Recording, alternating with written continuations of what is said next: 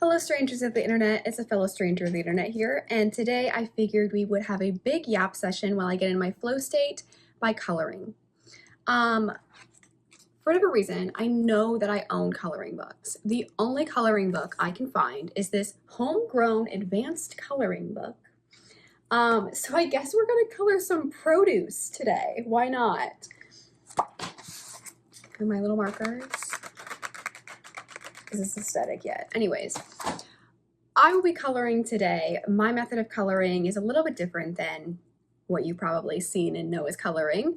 So just wait and see the final result. I'll show you some progress photos and stuff as well. And I'm in a cute little summery outfit, but I think we're gonna talk about fall because I can't wait.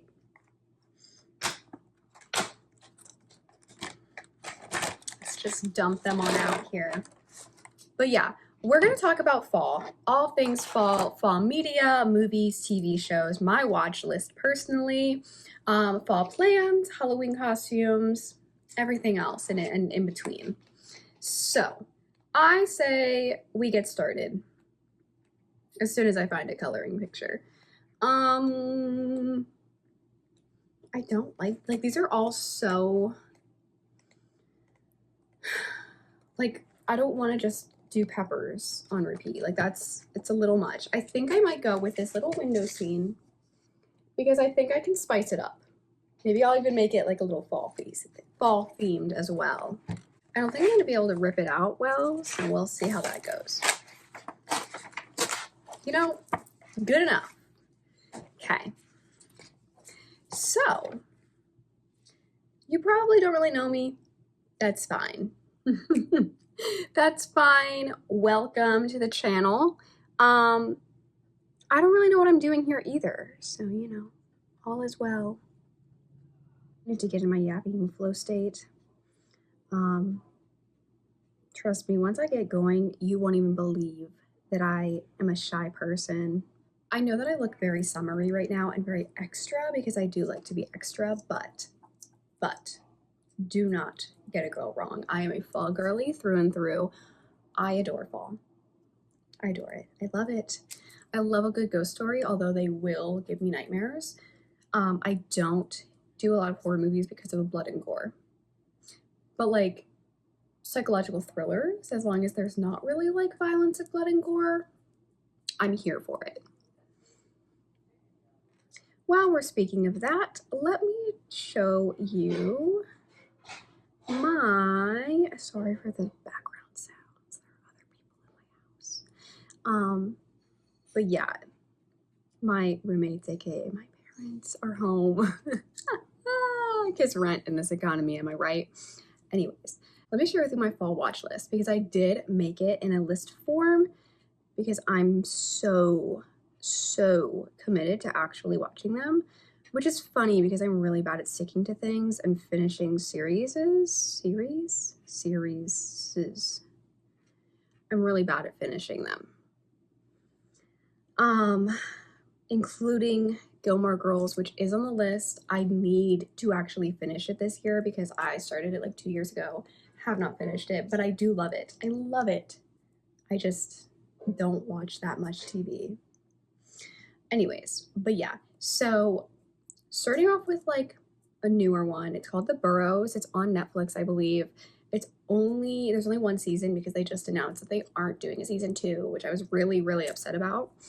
But The Burrows, it's definitely not like fall vibes, but it is very sci-fi, alien, you know, weird. And I love weird. I love weird art. The other one, very similar to that, is Severance. I will talk about Severance till the day I die. It's my favorite show ever. If you haven't watched it, now is your chance to catch up because season 3 is gonna come out eventually. It's gonna come out. But yeah, no more words, just like Severance is the definition of sci-fi, like the kind of sci-fi that I like. Speculative fiction mixed with sci-fi. Mixed with weird. And then my last honorable mention is Psych, which used to be my top ever favorite show in the whole wide world. now that place has been taken over by Severance, but I think it's okay because Psych has been my favorite show for the past 20 years because it's now 20 years old. This week, Psych turned 20. I'm only 23. I started watching the show when I was 3.5. I remember watching the first episode as a little 3.5-year-old. I like begged my parents to let me stay up and watch it because I had saw ads. We used to watch Monk as a family, and I saw ads for it, and I thought that the main characters were really funny, and I was like, can we please watch it? I want to watch it. And they said yes, and I watched it like alongside my parents when I was 3.5, and we basically watched every single episode as it aired on TV since then. And I watched all of them on repeat because it became my favorite show of all time. So if you are a parent and your kid really wants to watch a show, please let them. I mean, viewer discretion, of course. But yeah. Let's see. Now we get into like the actual fall shows and movies. Some of them I have seen, some of them I have not. So let's start with Scream Queens. I haven't seen it, but I need to. I knew it was like satire. I knew it was like a comedy. I didn't get that it was like that unhinged until I saw a highlight reel of it on my TikTok the other day, and now I'm convinced that I need to watch Scream Queens.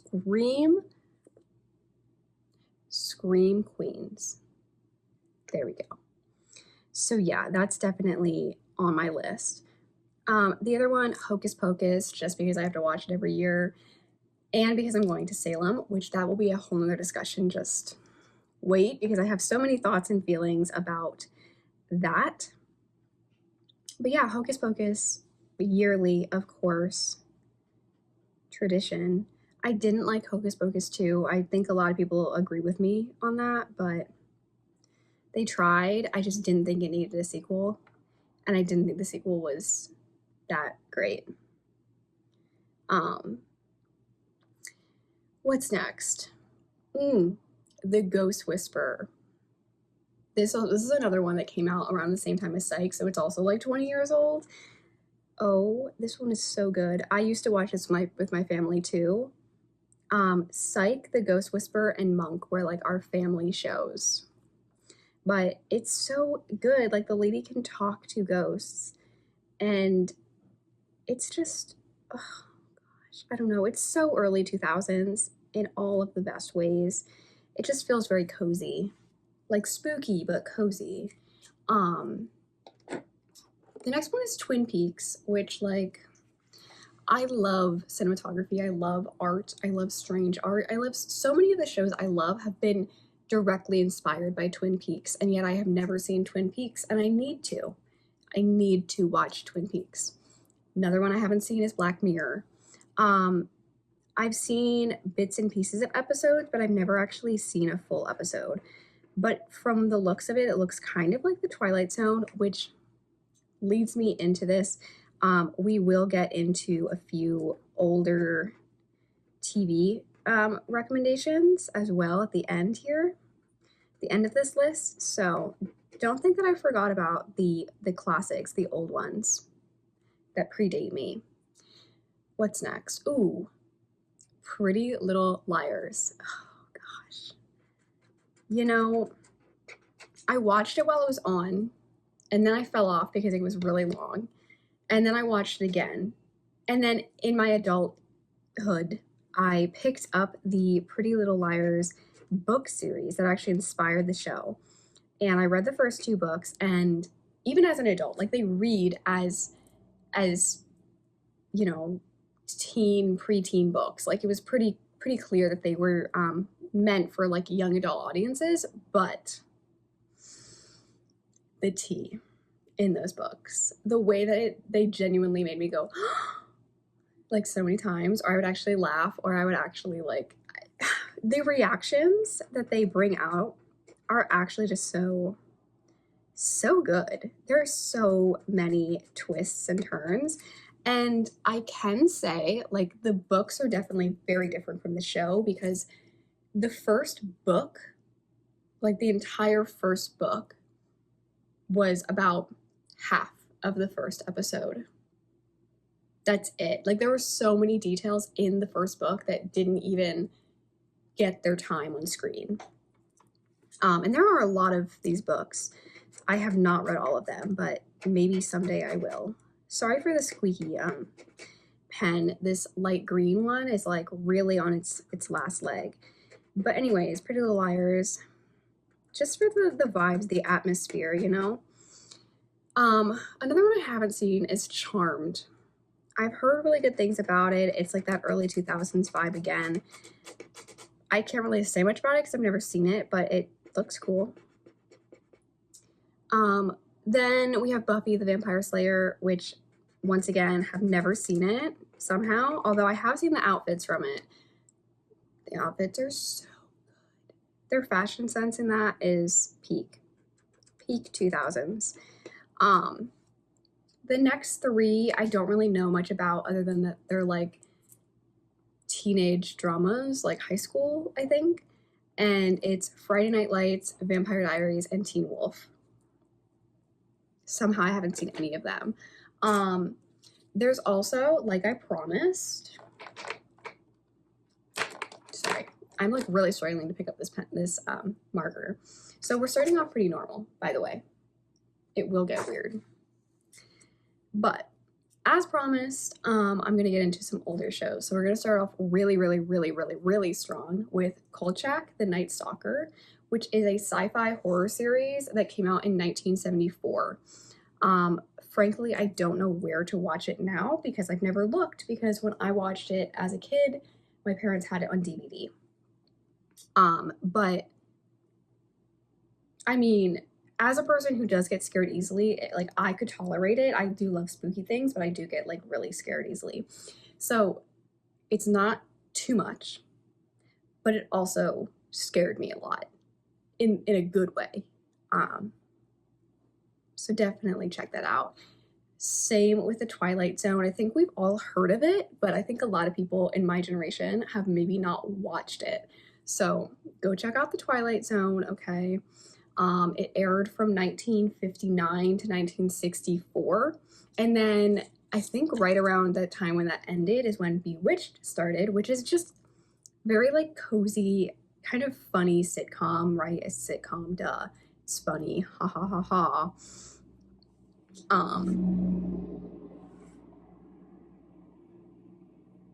Sorry, I'm like contemplating what color to make things. But anyways, yes. So Bewitched is also a really good one. Witchy vibes. Nothing scary, but witchy. And I love that. And that aired from 1964 to 1972. And then the last one, which is very similar, and it started a year after Bewitched, is I Dream of Jeannie, which is considered a fantasy sitcom. Didn't know that was a category, but I like it. And that aired from 1965 to 1970, so definitely check some of those out. Now we're going to move on to fall plans, which my fall plans are very fun this year, although I'm also very frightened, I can't lie. And not in a Halloween frightened way, in like a did I make a great mistake kind of way. But anyways, with it being the 400th anniversary for Salem, Massachusetts, I decided that I was going to Salem with my boyfriend on the week of Halloween. So if you know nothing about Salem, Massachusetts, you're probably like, wow, that's really cool. That's so awesome. If you have ever been there, you're probably like, girl, why would you go then? Like literally choose any other time of year to go. I know. The crowds, okay? The crowds. That's what I'm scared of. It's what everyone is scared of. Especially this year, because nobody knows how many people are going to be there because of the 400th anniversary thing. But I also, like, I just want to be there. I just want to be there so bad. I want to experience it. I want to be with other people who are, like, experiencing it as well. So in one way, I'm very excited for the crowds because I do get kind of hyped up with more people like that. I'm also then very nervous for the crowds because I do know that things like going out to eat, going into little shops, it's going to be really hard because there's going to be so many people trying to do the same things. So yeah, that's like a little bit concerning, you know, but we're gonna make the most of it. I think we're gonna still have like a really good time, and we might visit other places in New England while we're there because we are there for about a week. Um, and you know, I know we want to go to Boston again because we've been there once before and it was really, really nice. Um, so you know, we have some wiggle room. Um, yeah, and then while I'm there, I want to show off my homemade costume, which I haven't made yet, of course, but I will soon because I am making it from scratch and I need to start going soon. Growing up, I've always had very elaborate Halloween costumes. And when I say elaborate, I mean elaborate. So it all started with a hand-me-down costume from my cousin, I believe. And it was basically just a cardboard box with like armholes and a head hole, and hole for my body. And you like go inside it, and then it's like a washing machine. That's what it looked like. It was a washing machine. So my family got it. We added some like Barbie clothes into the little, there's like a little like kind of a plate, like a plastic Tupperware lid or something. Sorry. That's supposed to be like the door of the washing machine. So we added some Barbie clothes inside and we added like an actual Tide bottle on top. And I think we made it maybe added some bubbles or something. I'm not really sure, but we added a few things and then that was my Halloween costume.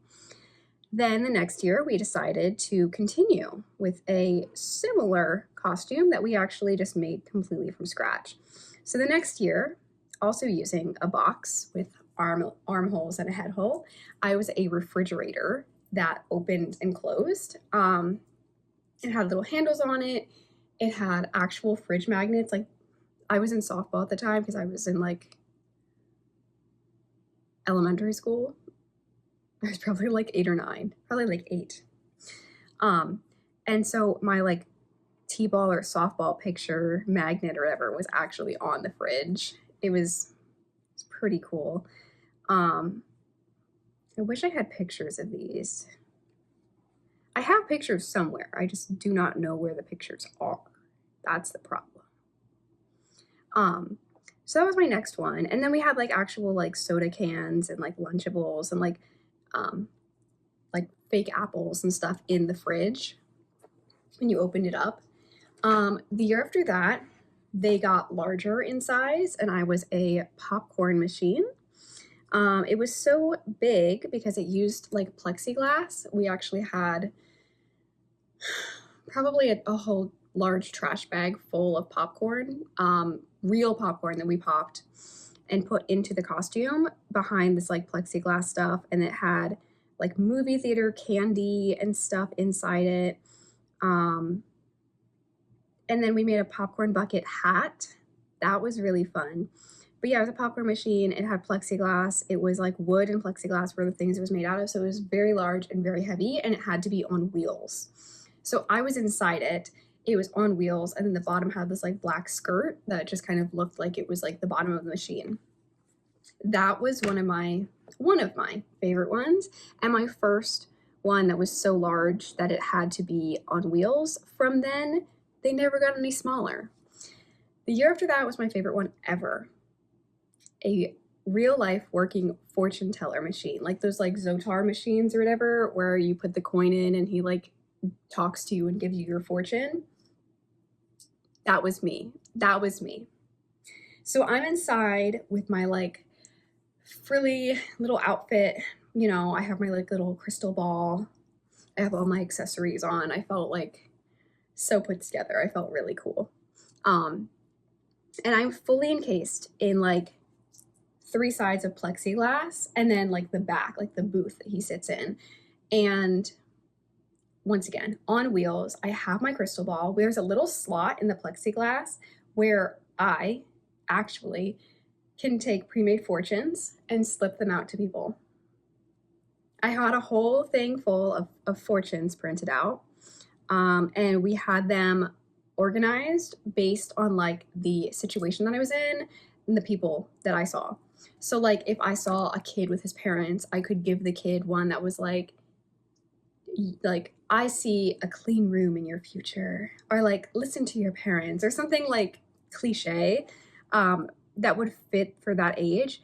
If we were at like the mall, because sometimes our local mall had Halloween parade things and Halloween costumes or costume contests, um, then I would like go to the mall and I would find like, let's say there's like a lady with a bunch of shopping bags. I would like give her a fortune that had to do with like shopping, shop till you drop or whatever. Like, I don't know, like some sort of fortune. But yeah, so I had specific fortunes for like different types of people that I would give out, and then it would specifically relate to them. It was really cool. That was my favorite one ever. So yeah, the year after that, I don't remember what year was what. I think I might have these switched. But one year I was a working DJ booth. So I had like the whole like DJ setup. I had my little on air sign. And then I also had like, I think my dad's like iPhone or something connected to it with this huge playlist of all of the like top songs and a bunch of Halloween sound effects. And so I could actually take requests and like actually play music, and there were lights and music and like everything. Yeah. And I don't know what year this was, but another year I was a working iPhone. This one just makes me chuckle when I think about it, because what do you mean I was a working iPhone for Halloween? This was probably our heaviest costume to date, because picture this. I'm sitting in a wooden crate. It is on wheels. I'm inside the crate on wheels. And the whole front of me, like in front of my stomach, there is a little TV, like an actual TV, like kind of like this monitor TV that I have here, literally that on it, like on its side. And then to power it, don't question our safety, okay? Just don't worry about it. To power this whole thing, there was a little cutout in the back where we connected a car battery. So I was wheeling around this costume with a TV and a car battery. And then we had like a jailbroken iPod or something, like an iPod Touch inside, that I connected to the power source of the TV, like into the HDMI or whatever that is. And whatever I did on the screen would appear on the costume. So kids would like come up and like they would push an app, and I would see what app they pushed, and I would push it inside the costume and it would open the app. So yeah, is that not like really cool or what? Anyways, but I've always loved Halloween. I love being extra, and I used to be really shy in school, and like I never wanted attention. Like never, do not give me attention. I hate it. Until Halloween. That was like the one time a year when I wanted my classmates to see me, and I felt confident and I felt great. So that was just that was just amazing. That was really cool, you know. Sorry, my phone that I'm filming this on ran out of storage, which I figured would happen. So I'll have to get creative and figure out how to get around that in the future. But yeah, so on to this year's Halloween costume, because like I said, I'm going to be in Salem, so I have to show up and show out. I have kept this pretty close, like only select people in my life know what I'm going to be this year so far. But I already have my costume part of it, like the actual clothing part of it. Now I'm just waiting to get supplies to build the building part of it, because I am going to be oddly specific. I have a 6-piece, 6-layer Victorian gown, basically, like It's all black. It's very Victorian, like I said. Um, and I'm so excited because I'm going to be wearing that, and I'm going to be inside a homemade wooden coffin that I can walk in. My boyfriend is also going to be there. I think he's going to be like an old-timey undertaker, and I think I'm also gonna like paint his face to look like he's like kind of turning into a skeleton. You have to just trust the process. I'm a very artsy person, so I do feel like if anyone can do this, I can. The only problem is going to be getting it there.